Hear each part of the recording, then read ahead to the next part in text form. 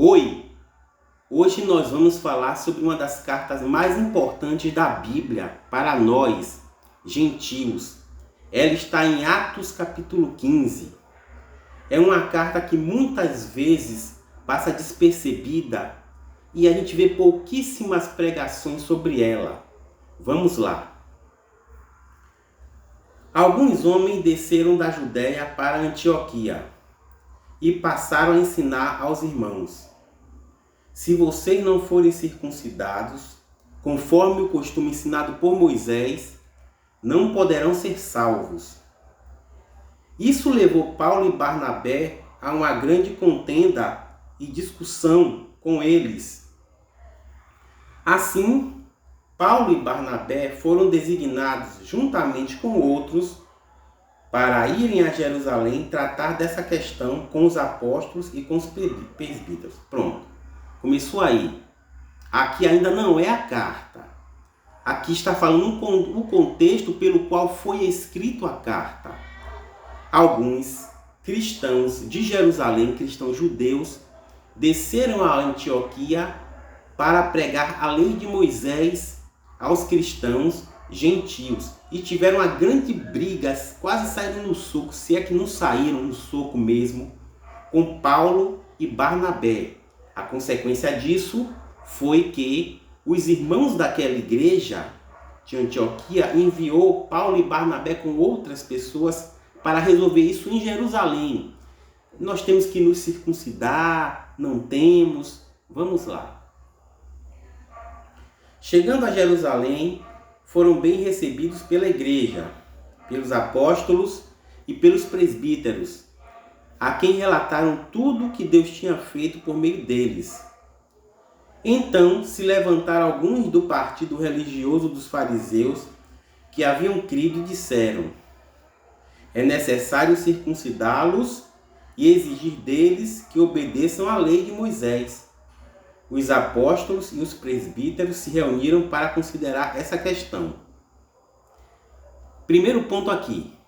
Vejamos que alguns fariseus que creram em Jesus, veja só, fariseus que creram em Jesus, que creram na mensagem do Evangelho, concordaram com esses homens que foram a Antioquia perturbar a igreja. Eles disseram, eles têm que se circuncidar e exigir deles que obedeçam à lei de Moisés.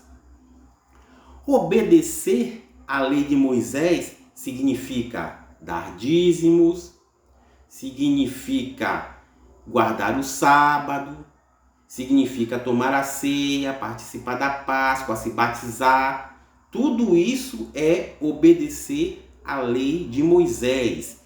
Então, estava sendo exigido da igreja gentia, que não praticava essas coisas, que elas praticassem e se circuncidassem. Depois de muita discussão, Pedro levantou-se e dirigiu-se a eles.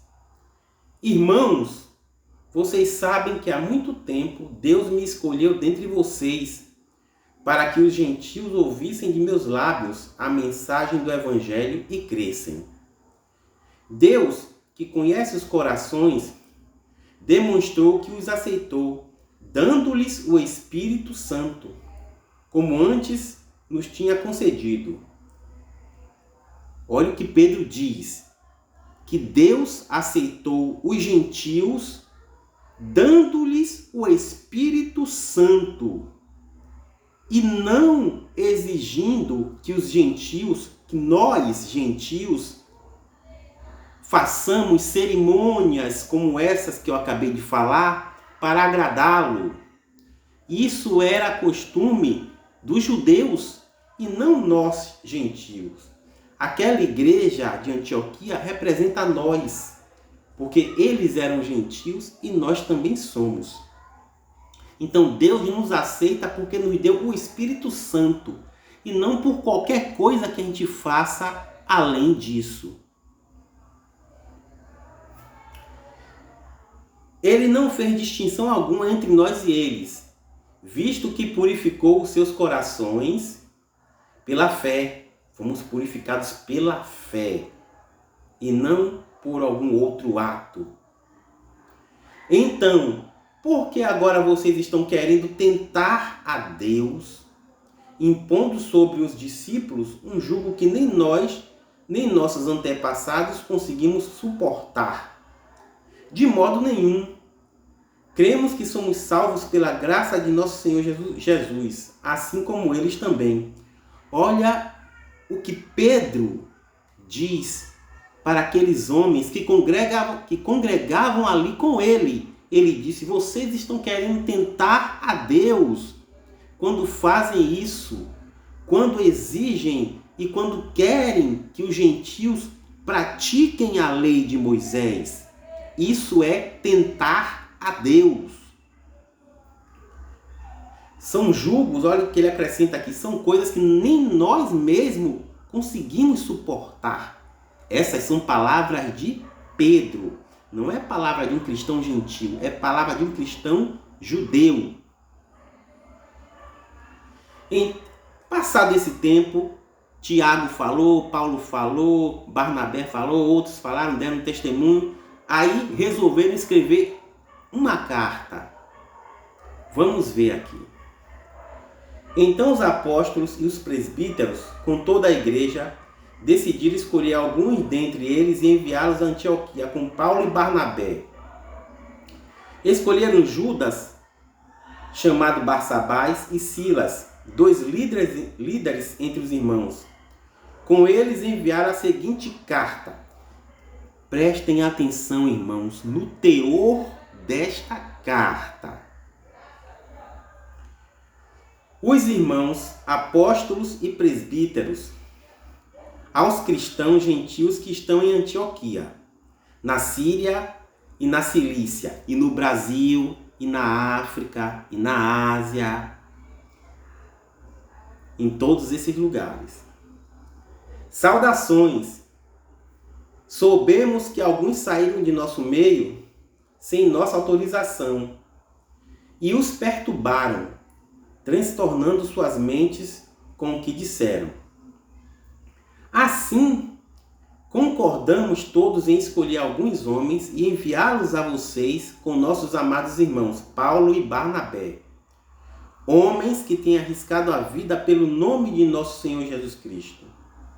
Portanto, estamos enviando Judas e Silas para confirmarem verbalmente o que estamos escrevendo. Pareceu bem ao Espírito Santo e a nós não impor a vocês nada além das seguintes exigências necessárias. Vejam bem, irmãos, olha o que a carta diz. Pareceu bem ao Espírito Santo, primeiramente ao Espírito Santo, a Deus, e a nós. Esse nós, quem são esses nós? Esse nós é Pedro, Tiago, João, André, todos aqueles que andaram com Jesus, os cristãos judeus, os cristãos de Israel. Veja o peso dessa carta, pelo fato de ter sido escrita primeiro pelo Espírito Santo e depois por esses homens que não eram gentios, eles eram judeus, mas vejam o que eles dizem.